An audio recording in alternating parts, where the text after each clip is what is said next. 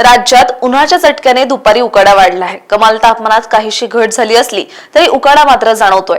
मंगळवारी विदर्भात विजांसह वादळी पावसाचा इशारा देण्यात आलाय, तर बुधवारी मराठवाड्यात पावसाच्या सरी हजेरी लावण्याची शक्यता असून कोकणात उष्णता आणि उकाडा वाढण्याचा इशारा देण्यात आलाय.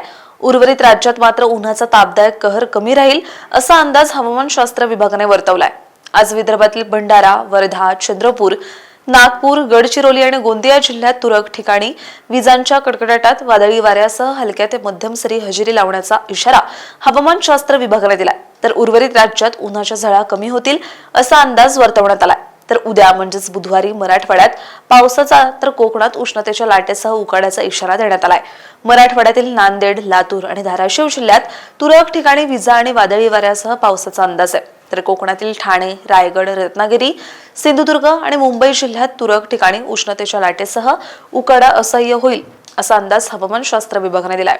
देशात मागील 24 तासात विदर्भातील ब्रह्मपुरी येथे उच्चांकी 44.2 अंश सेल्सिअस तापमानाची नोंद झाली. तर वर्धा येथे 43.5 तर चंद्रपूर येथे 43.4 अंश सेल्सिअस तापमानाची नोंद झाली.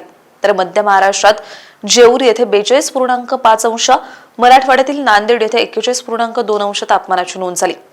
दक्षिण मध्य प्रदेश पासून बिहारपर्यंत हवेचा कमी दाबाचा पट्टा पसरलाय. तसंच दक्षिण मध्य प्रदेशापासून ते तमिळनाडू जवळच्या समुद्र भागापर्यंत उत्तर दक्षिण दिशेत आणखी एक हवेचा कमी दाबाचा पट्टा तयार झालाय. त्यामुळे राज्यातील काही भागात पावसाला पोषक वातावरण तयार होऊ लागलंय. अशाच हवामान अपडेटसाठी अॅग्रोवनला सबस्क्राईब आणि फॉलो करायला विसरू नका.